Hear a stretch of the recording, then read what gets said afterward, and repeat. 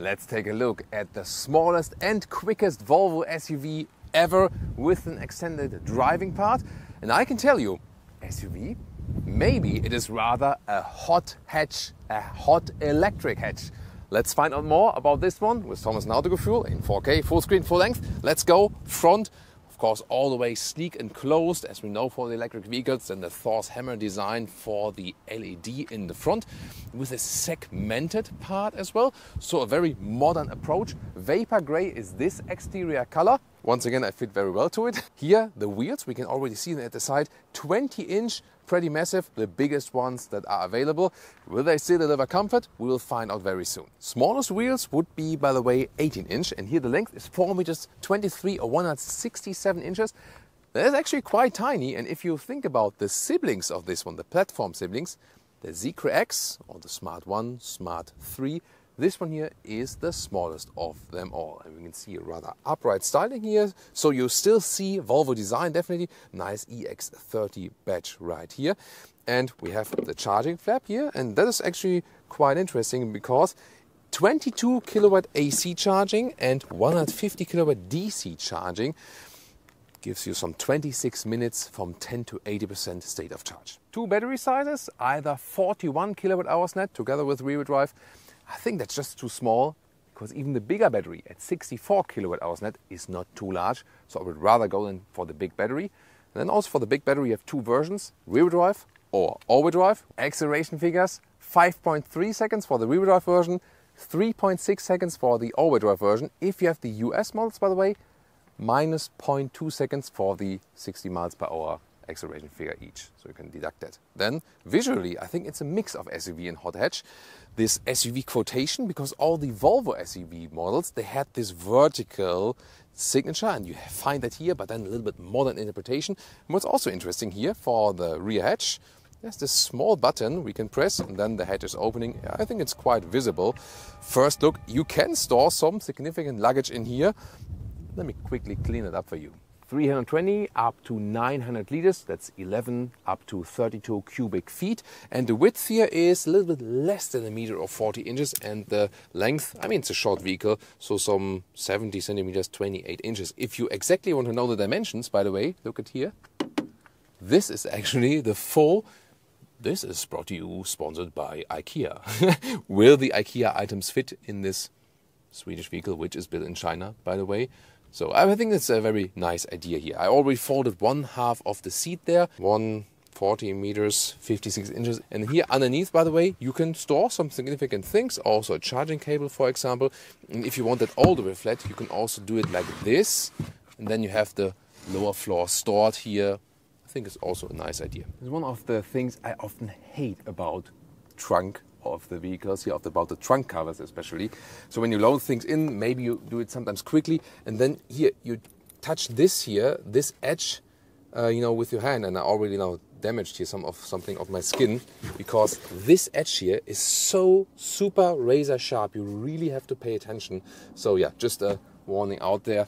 I think that could have been made better. I think manufacturers shouldn't do it in that way, that it's so sharp, but we see it at many manufacturers, that problem actually. Does it frunk or not? Yes, it does. There's a small one available here.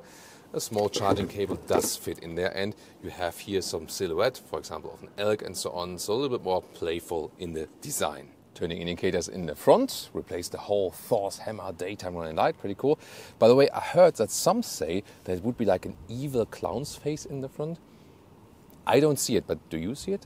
I mean, sometimes it's like when you see it once, then you cannot unsee it again, but yeah, I'm actually fine with the front design. What about you? Quite cool turning indicators in the rear here, dual style. Leah actually just told me that she found it very sweet. It would be like, like twinkling eyes or something. So to open the vehicle, Volvo wants you to have your smartphone as the digital key. Alternatively, you get these key cards in these leatherette holders here, for example. And when you have the base version, then you would hold your smartphone or the key card here against the B pillar to open or close the vehicle. And also in the base version, you have to put the key card in the lower left in front of the inductive charging pad to be able to start the vehicle. Or when you have the base digital key installed, then you put your phone right here. But then if you have the mid or the high trim level, You do not need to rely on the digital key with the direct NFC contact, so you do not have to put it then down there. Then actually, with this elaborated digital key, you can put your phone everywhere. And also when you approach the vehicle from the outside, you don't have to do anything, you just open the door, because they use ultra-wideband instead of Bluetooth like many other manufacturers. That also has the advantage when you're just passing the car, it doesn't open itself, because the car knows when you're really approaching the vehicle and want to open it. So very strange. First of all, why make it so complicated in this two-step and confuse the customer, and maybe some go for the base version, then always have to put the phone or the key card in front of the inductive charging pad? Yeah, and then of course they say, hey, we save the instruments, we save the head-up display because we make it less complex and so on. But then for the digital phone key, they go for the most complex and most expensive technology there is, and even more expensive and more complex than all the other manufacturers. I don't see any logic there. Do you? Then door closing sound is, I would say, standard, not too bad, not too good. Then here, inside of the doors, the top part is soft. Then this is a new material here, because they pay attention to recycling and sustainability. This is flex material, actually. You can get different stylings. I like this inside door handle. That looks really premium, also feels like that. Softer even for your elbows, that's nice. And I also like this gray fabric inset right here. Then the steering wheel with capacitive buttons, that's not my favorite, you know, and also no instruments, no head-up display. Yeah, whereas the siblings, the Zeekr X, for example, and the Smart 1 or 3 do have that. And here, this top part here is not too soft, but also not too hard, something in between. Again, the flex material, interesting air vent control here, and then this transparent look, a nice EX30 badge at the inside there. And then the seats, different choices are available. This is here the setup with 70% recycled PET bottles and 30% wool. To me, it's not the ideal choice, because when you sit on it, actually, like this, it would be no problem. But when you're like in summer, have shorts or maybe like short arms, then this 30% wool share is enough that it feels kind of like scratchy on your skin. So I think it doesn't make sense. They should have gone for just for a normal fabric material. And this here would be my favorite interior trim. It's this denim trim. First of all, you then have a black leatherette in the bottom part, and this fabric on the top part without wool share then. It's also softer actually.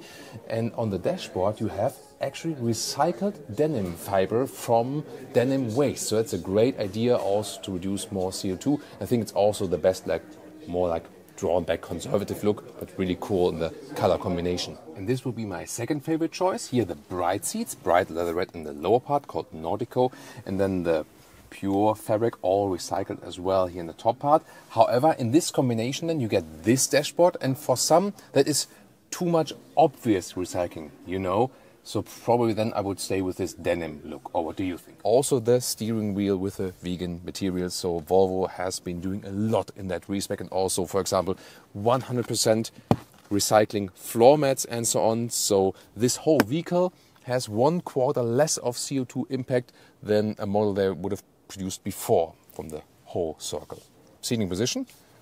It's not an SUV from a seating position. The XC40, that is also in the EV version available, that is a true SUV. This one, maybe from the outside looks a little bit, but seating-wise, really feels like a hot hatch.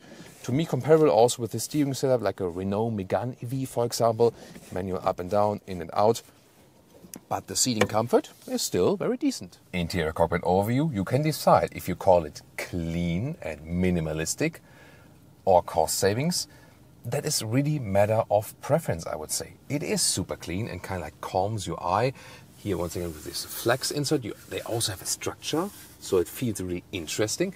Then these vertical air vent controllers and 12.3-inch infotainment with a lot of functionality. So what do you need to know? This one here is the inbuilt Android Automotive with native Google Maps support. That is actually pretty cool. And then you have the temperature control here in the lower part. Yeah, hard to do that while driving, I feel. And here you have this main menu. Apple CarPlay in a wireless way will also follow then soon in 2024, they promise. Here the vehicle controls, one pedal drive or recuperation via the brake pedal. Deactivate the speed limit warning for the EU. this is where you control then the mirrors, like Tesla style, doing it here in the infotainment system. Then important here, the trip info for the consumption of the vehicle, soon more to that. And under settings, here especially the driving settings, where you control how firm the steering feel is, for example. And the glove box opens here in the infotainment system, quite spacious, and it's here in the middle part that the driver can also easily access it and doesn't have to reach over. The good thing is that when the vehicle is off or closed, of course you always need the infotainment system to be on to open it, so some kind of safety thing. And one thing you also know from Tesla, Model 3, Model Y, here, the speed is just there in the top part of the infotainment system, that's it. In our small riddle for today, Volvo supplied us here with this microfiber towel for the infotainment system, thank you so much for that. But then again, where is that from? It's not from this vehicle. Yes, it's from one of the other Volvo models with the infotainment system, where you still have the central button that you can, for example, hold it 2 seconds and then you are in this cleaning mode. Yeah, so this is not possible with the button here, so you just clean it like this, and then of course, yeah, some things do happen. Volume control at the steering wheel, by the way, is right here. By the way, this interior trim is called mist, like the mist from the rain outside, for example, maybe, you know, like moist. The only problem is the German market will probably rename that, because mist in German is like, you know, like trash or like cow poo. Yeah, so I think they'll come up with another name then for the German configurator or something. We'll follow that. So listen and repeat. The German lesson for today, mist. Left side inductive charging pad, so it's not 2 inductive charging pads, just one. Then this lower part you can put open, then you have the USB-C charging, but the material below that is, I would say, doubtful. So you see light and shadow here. Some features I love, some I'm not so fond of. Then here, this middle console. The window levers here are at the inside middle console, and the reason for that is they try to reduce complexity. So why do they do that? Also to bring down CO2 output and so on, because then you can have less complexity inside the doors. And of course, you can argue both. Cost savings and also less CO2 in the production. Yeah, maybe I would say it's both. Then it's also interesting. Here, this one is soft, but you cannot open this. But here, this is the slider, and you can slide it back actually then in 2 steps like this. And also this cup holder thing, either they are in place or you slide them backward, once again in 2 steps, and then you can just put things more openly in it. But this yellow ground is here, like, I'm not sure what this is supposed to, like, why would did they do that? I mean, yeah, also once again, CO2 reduction and so on, but I think they could have found a little bit nicer material there in this case, and then slide it back here, everything is hidden once again. Front window controls, if you press rear, then you can also control the rear windows here from the front. And headroom with 189 or 6'2", a lot of headroom left, that's cool, so you don't feel caged in this small vehicle. However, fixed panoramic roof without any shade. Yeah, we know they have this filter in the glass, it still will get hotter than with a fixed roof. Rear doors, you have soft touch at the top part actually, and then once again this nice door lever, then the flex material, that of course then, as it says, flex uses plant fiber, so this is also going full circle, even to reduce the, you know, even recycling or petroleum impact and so on. So I think a good approach. Then also more recycling material here. I think that's also a choice you can also live with visually wise, for example. And then once again, the fabric insert and so on. And this time I also fit to the interior of the car, don't I? Yeah, the only thing I don't fit in size-wise, at least with my legs here, there's a problem, but it's also a small vehicle, so you can basically understand that. Headroom-wise, by the way, it's no problem. I do fit here also with tall adults. It's just the legroom that is actually the problem. And you can legally sit here with 3 adults next to each other, but yeah, the question is, does it really fit? In most cases not. Here in the middle console, by the way, once again, the window levers also for the rear windows and 2 more USB-C chargers. And in this middle part, you can put things in and then take the whole thing out, maybe to clean it or something. And we also have, once again, these really sweet elk silhouettes here, and with, you know, Swedish forest and so on. So yeah, why not being a little bit more playful?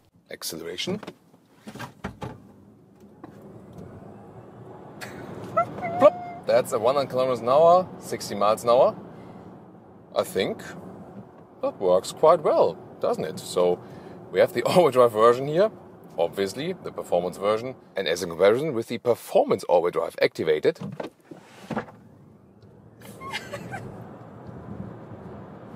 woo! Wow, interesting. That was a difference. So why is that? We have the same max power actually when I pin it down. However, it takes about 0.3 seconds that the clutch in the front motor is engaged. So usually the front motor is not running for efficiency reasons. And when I'm not in the performance mode, it takes 0.3 seconds to activate the front motor then. And here, when I'm in this performance all-wheel drive mode, the front motor is already engaged basically and is directly ready to start. And I mean, this part here was like very, very slightly uphill, but still it felt so much quicker, especially from the get-go, the first few meters. I think we have to compare the time code then from the first acceleration to the second one. Wow, really interesting. And then here, being on a motorway, what's interesting is we've recently driven the Zeekr X, which is a sister model to this one here. And there we also noted that it's generally quite silent, but then here, these side mirrors, they do some wind noise when it's a little bit quicker than here on the motorway. So here now, at about 60 kilometers an hour, it's gone. But when you drive a little bit faster, then you hear that something's not right here from the wind direction there. You know, how the wind is directed alongside the side mirrors. So that's the only thing that is a little bit louder here. But as I said, the general noise here on the motorway is actually quite okay. That's the only thing, basically. So now getting on, let's see about steering. It's really crisp and direct. There's also no dead zone area and so on. So really likable one. It feels really electric and I would say somewhat artificial. So it's not the most natural steering feel, but it's really good and sporty and direct. You can also adjust it a little bit here. Of course, doing that while driving is critical. You always have to take a look at that one and here in driving, so you better set it up when you're stationary. Here, soft or medium.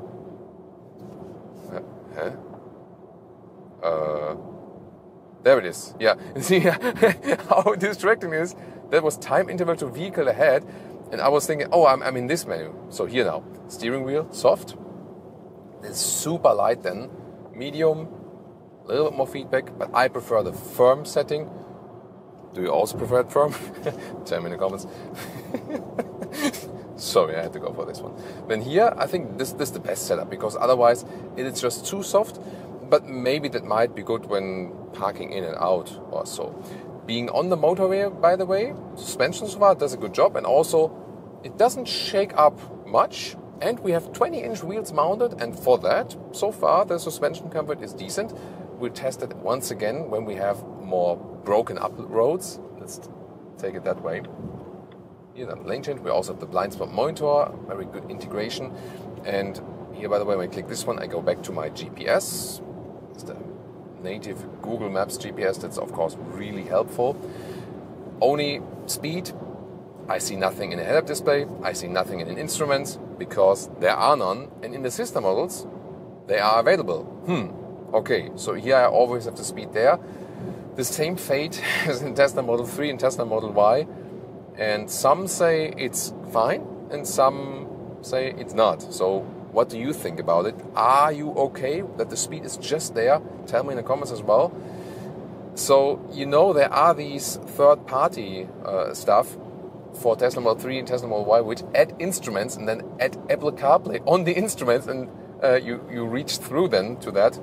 And there's a reason for that, because people want to have something, you know, in front of them with the speed. Here, by the way, when I put down the shifting, the gear lever one more time, then I'm in this cruise control mode, which also has the active lane keeping assist. So here, it's keeping me in the lane. And this is, again, a difference to the Zeekr X, because the vehicles that are not like fully developed in Europe, that come over with the new brands from China, usually they have problems with the assistance system and they need more work, more time with that. Here, the Volvo, everything works well. All the systems are in place. By the way, this EU regulation that you have, this warning chime, even if you exceed the speed by 1 kilometer, here in the driving setting, there's here this speed limit warnings. There you can deactivate it actually. So it's actually a fairly simple way. You could even set it here to a hotkey on the steering wheel. That would also be possible. Interesting is, of course, the consumption figure. We will tell you more about it when we stop the car again and we drove all the way. But here, driving mainly motorway or 100 kilometers an hour, the first result here is about 20 kilowatt hours on 100 kilometers. And I did a reset after the first acceleration, not to have an acceleration bias in there. Oh, turning indicator, you see here you can either tip it, then it stops after a few seconds, or you can really hammer it in, and then it does not stop. It only stops after you deactivate it, basically. See here, then I have to go like this, and then it is deactivated again. So we know from these electric motors, already from the Zeekr X and from the Smart, #1, #3, they are not the most efficient ones. So in this combination that they don't use large battery and also not the most efficient electric motors, so the overall range won't be that large. We'll give you a final result towards the end of the review, but this is a very interesting result already now in between.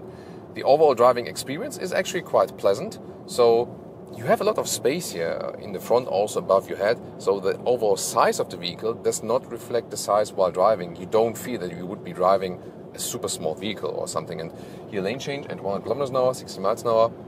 It's actually a lot of fun. So really like the driving experience in that one together with suspension. I would have thought that, especially with the 20-inch wheels, the suspension is less comfortable. So but more we can of course find out when we drive it in a more agile way. So what can you do for better performance getting out of the corners, for example? You know, the main motor is the rear electric one, because the rear-wheel drive only version also has obviously the rear-wheel drive electric motor. Then this one here predominantly uses that one, and then additionally also the one in the front. But you can here activate, for example, performance all-wheel drive, and then it's just more often that the front one is being used. But let's just try the difference when I'm, for example, here now, hitting the corners. Here once again, nice direct steering, super agile this vehicle, super small, I accelerate out. It's very good control of the steering wheel. So it does still feel rear-wheel biased, definitely. And it feels super light. I mean, the electric wheels are never literally light, but the battery is also not too large here, of course. Wow, it's a lot of fun. So the XC40, by the way, the internal competitor, really feels like an SUV. Wow, beautifully accelerates out of the corner. This one here rather feels like a compact hatch, and in this case, more like a hot hatch, indeed. Wow, this beautiful view here also. When I now accelerate with the performance all-wheel drive, let's see if I feel any difference. So here now. Yeah, it's interesting. Also, when I got into the corner, I feel I have a little bit more pull from the front wheels there, and I'm not exactly sure if I like that actually. So it maybe gives you more performance in a second acceleration sense, but I wouldn't say it's sportier, because I mean, at some point when you really hit the floor with the pedal, the front wheel motor is activated anyway, but I feel that rear-wheel drive only is always a little bit cooler. So I feel actually a little bit better and sportier when I have that deactivated. And that also shows you, if you think about, hey, how much money I will spend, do I go with the rear-wheel drive or with the all-wheel drive? Yeah, I mean, this has impressive performance. You've seen it initially with the acceleration figure. But then again, rear drive only is always a lot of fun. So I would actually just go for the all-wheel drive version if I really need that all-wheel drive in the sense of like winter and so on, and you need the traction. But I would not go for it, for other reasons. And the rear drive is also a lot of fun, and even more fun accelerating out of the corners if you can live with a little bit less of acceleration. Yeah, but in general, as I said, this is definitely hot hatch feeling. So I really love the driving experience, especially here in the agile sense. Yeah, it's really a lot of fun. By the way, one more thing we have to talk about is the recuperation, of course. Yeah, once again, it's changing that while driving is not ideal at all. So when you're here in these vehicle settings, one pedal drive. So when I lift the foot of the throttle, like this, we're rather rolling. Here, of course, going uphill, there's deceleration in one pedal drive. Lift my foot off the throttle. There you can see, then we're coming to a stop kind of quickly. So you can play with that, and it will still regenerate energy to the battery when you hit the brake pedal and so on. So there's nothing wrong with either modes. You just have to decide for yourself which one do you like better. And to me, is always the more classic approach because it gives less stress actually on the passenger. Any passenger comment? What do you think? It. She likes it. Yeah. Any, after these corners you feel like, sick or something? No, or it's fine. No, it's fine. Fine, yeah. That's always a good sign when you hit the corners and the passengers are fine, that not too many G-force are applied and so on. So also speaks for the vehicle. Yeah, really like that driving setting here. So after our test ride, we scored some 18 kilowatt hours on 100 kilometers. That's 3.5 miles per kilowatt hour. Not the most efficient, but also not dramatically bad. But together with a small battery, even in that bigger battery size here in that vehicle, we can then only land some 350 kilometers or 220 miles of electric range. So this is more for the city purpose and so on.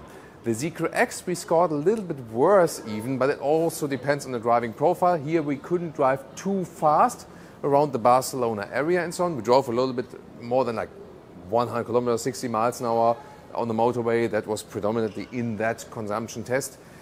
And remember, this has a drag coefficient CD value of 0.28. That's also not too good. So when you drive faster, the consumption will also get worse. The driving experience, however, is so much fun. So to me, it is this city hot hatch thing. Now compare the siblings with the Zeekr X and the Smart 3.